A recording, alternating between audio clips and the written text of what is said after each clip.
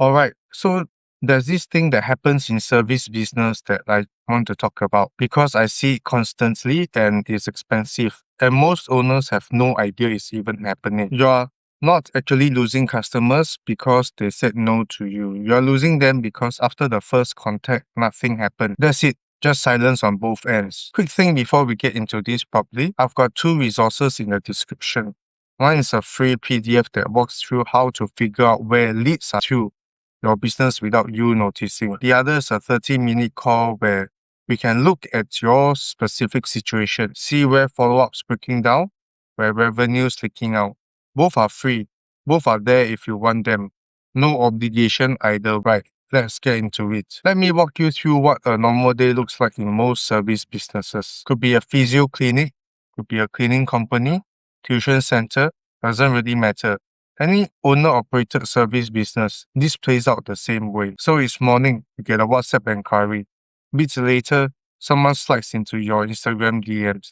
Then, maybe a website form lands in your inbox at some point during the day. You see some of them, you reply to one pretty quickly because you happen to be on your phone. The others, you tell yourself you'll get back to them later when you've got a proper minute. And nothing feels wrong here, right? You're busy, you're actually doing the work, serving clients, running the business.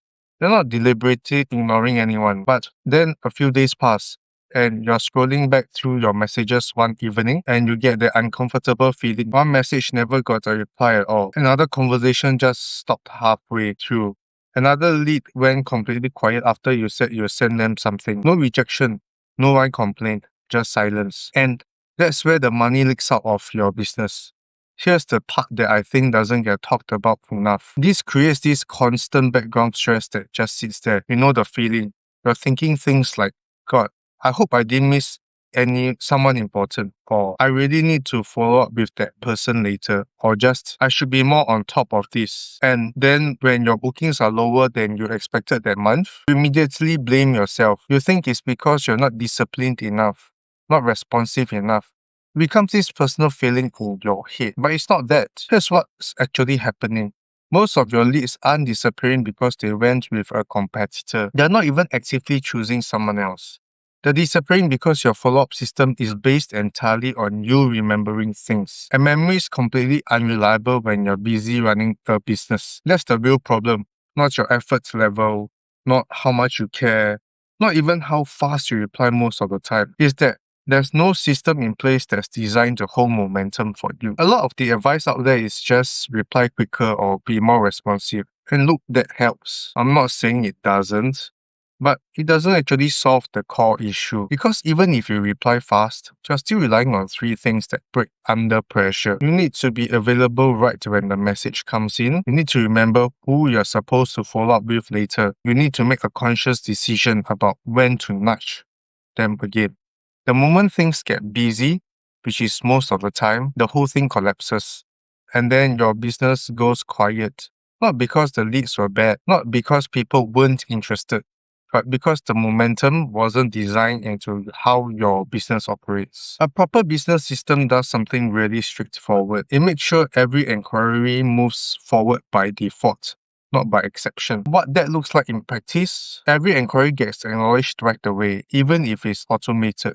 Every inquiry has a clear next step that's already planned. Silence doesn't mean someone's been forgotten. It means the system's going to surface them again. Follow-ups happen automatically without you having to think about it. And importantly, those follow-ups stop the moment the customer responds. So you're not annoying people. The owner's not chasing leads manually anymore. The business is doing that work. Let me describe how this feels once you've got it set. Same business, same number of inquiries coming in roughly. But now you're not carrying this mental list of who you need to get back to. You're not apologizing for delayed replies. You're not lying in bed at night wondering who you might have missed. There's just this quiet confidence that if someone's genuinely interested, they're going to be surfaced again. Not because you remembered to check your list, but because the system is designed to do that for you. The whole emotional state shifts from this low-grade anxiety to relief. That's the actual transformation I'm talking about. If I had to say it in one sentence, before, follow-up lived in your head. After, follow-up lives in the business. This is why a lot of service businesses think their problem is we need more leads. But honestly, most of the time they don't. They just need to stop letting the conversations they are already having die quickly in the background. Where follow-up is structured properly, those same enquiries convert at a higher rate. More revenue, same effort, often less effort actually. If you want to help figuring out where this is breaking down in your business specifically, both resources are in the description.